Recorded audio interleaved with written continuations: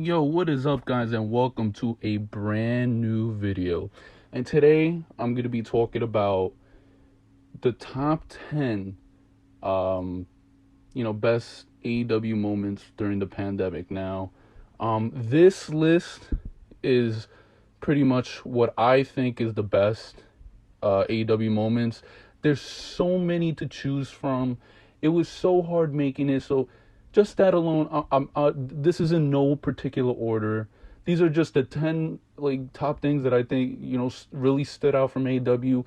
I think that this list is pretty good. There's a lot more, but I think there's no denying that these moments that I'm gonna say are they were really great moments. So this video I'm gonna be showing highlights, videos, montage of the moments, maybe pictures. We're gonna see how this goes. We're gonna test this out. But so when I think of moments, I also think of the highlights. What were the highlights of AEW during the pandemic? Now, honorable mentions: Miro debut, Darby Allin winning the TNT Championship in his reign. That really stood out. Great run. Eddie Kingston debut, the Cody Rhodes Open challenges. That was the best part of Dynamite for a while, when he was champion. I love those. Matt Hardy debut, that debut, if that was with a full crowd, if that was fans, broken Matt Hardy, that shit would have been lit, man. We got robbed of that. And Sting's first matches, I think those, that really was a high highlight. There's so many more I'm missing, but that's what I can think of so far. But yeah, Sting had a great debut. His first two matches, it was a cinematic match and a regular match. Those really stood out. So, no particular order. Let's get started. So this one is gonna be Brodie Lee. So for Brodie Lee, I'm going to put all of his things that I'm saying right now, and I'm just going to put it into one. It should be its own category, really. But, but yeah, that's how it's going to be. So Brodie Lee, his debut, squashing Cody Rhodes and winning the TNT title, and the Brodie Lee Memorial Show. The debut, he would have debuted at Blood and Guts last year, but the pandemic fucked it up. I believe it was. That was the Rochester show. He would have had a debut, He really turned the Dark Order from a joke into something to take seriously. He was the top, Brodie Lee just did a lot of great stuff, honestly, during his short run. And it was only 7 months he was there, from March to December, man, And it's a shame he's gone, bro, but... So that's that. Winning squashing Cody Rhodes and winning the TNT title. That was a shocking. Not only did he win the title, but he crushed and squashed Cody Rhodes. That was crazy. And then you got the Brodie Lee Memorial Show. That was definitely a highlight. Everyone in the community came together for this one night for the most part, and it was really great to see. And even the matches were good too. So matches the whole night felt special. Eric Rowan coming in, and the whole night was special. Honestly, I loved it. I love that show. That's one of my favorite shows for Dynamite. So then that's that. Sting debut.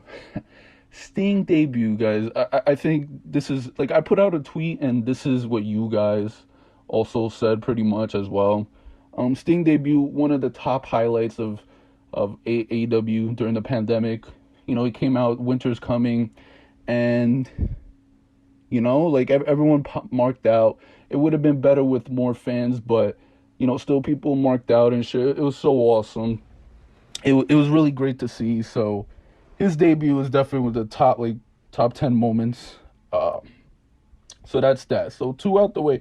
3, Kenny Omega winning the, like I said, no particular order, but he's part of one of the top 10 moments. Jon Moxley really carried the AEW from the beginning of the pandemic, and so Kenny Omega surprising everyone at Winter's Coming and capturing the title.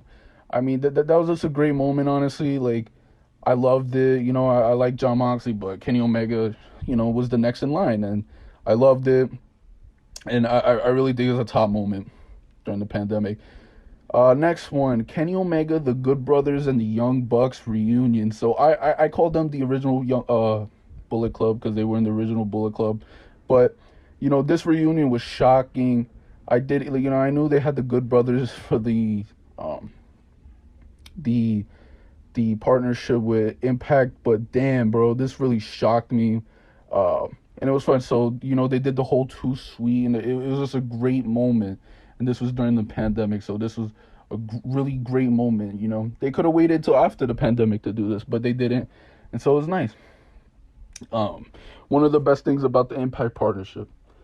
And this isn't just AEW, but wrestling in general. But during the pandemic, I think this is a really top highlight of the pandemic. The cinematic matches for AEW were amazing.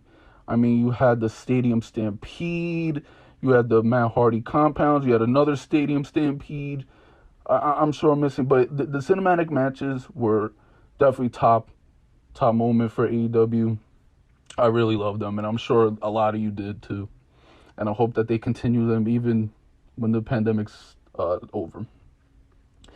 Next moment, my girl Britt Baker winning the AEW Women's title. She's been a highlight for a while.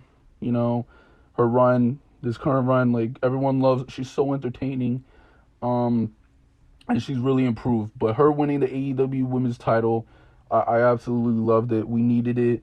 It was one of the bright spots for the women's division. So yeah, that's that. The next thing is the formation of the Pinnacle. Yeah, the formation of the Pinnacle. What a moment this was. It was unexpected, when MJF turned on the Inner Circle and he formed his own Inner Circle and they turned. That was absolutely incredible. The segment was amazing. I just absolutely loved it, man. It was really something. So we have, let's see, 1, 2, 3, 4, 5, 6, 7. So we have 7 out the way, 8, 9, 10. So we're gonna do the formation of the Pinnacle, and then the next one is the Kenta debut. Kenta debut. I mean, this was pretty shocking. Like, we didn't really expect Kenta to, he would always tease and he would never come, travel, coronavirus. He's never coming. And then one night he makes a tease and he comes. And this is a great moment. It is really the Kickstarter for the New Japan AEW partnership, really. Kenta, big name, and so it was great to see. Great debut. He had a cut, 1 or 2 matches, and then he did. I really enjoyed it, though. That was top-notch stuff. One of them honorable mentions I wanted to say was the Inner Circle getting revenge and beating down the Pinnacle. That segment, and taking back the locker room, one of the best AEW segments. This shit was entertaining. They beat the holy hell. This was universally praised. I love that segment, and it was fantastic. So that's honorable mention. That's out the way. The second to last moment, the women main eventing, Thunder Rosa and Britt Baker, main eventing in the Lights Out match. These are the 2 top women in AEW. Thunder Rosa's not signed with AEW yet. She's probably going to, but I mean, this match, is the first AEW women's main event, and they did not disappoint. Oh my God, I'm tired. It was a Lights Out match. It was absolutely bloody. It was a war, and they showed that they could hang with the men, and absolutely just amazing. Thunder Rosa won, and I think that this was a highlight, and I love the match. The last, so like I said, highlights, moments. Blood and Guts was definitely, top 10 highlight of the AEW pandemic. Blood and Guts was one of the most anticipated matches, shows in AEW. We missed out because it got canceled right before, due to the pandemic. And so when this was announced, we were all waiting. Whether you liked the ending of this match or not, It was the match itself was amazing. The way that it was written towards the ending was amazing. The only thing that people don't like that it got ruined was the camera angle, but that is what it is. Blood and Guts was absolutely incredible. So that's your top 10 AEW moments during the pandemic. Comment down below what you guys think or your top choices. I hope you guys agree with me. If not, that's fine, fair enough. This is what I think, but these are top-notch moments. There's no denying. So before we finish the video, I'd like to give a shout out to KO Fan 2579. He's on Twitter. He's gonna be making this thumbnail, and a shout out. He makes amazing thumbnails. Great dude. Thank you for making this thumbnail. I appreciate it, bro. You can follow him on Twitter. I'll link it everything down in the description below. He's got his YouTube channel, 192 subscribers, KO Fan 2579. You can find it. Let's get him to 200 subs. Go subscribe to him. Great dude, and thank you, bro. So that's gonna be it for today's video, guys. I hope you guys enjoyed what you saw in this video. Please leave a thumbs up, subscribe if you're new, comment down below, turn that notification bell on, and I'll see you guys for the next one later.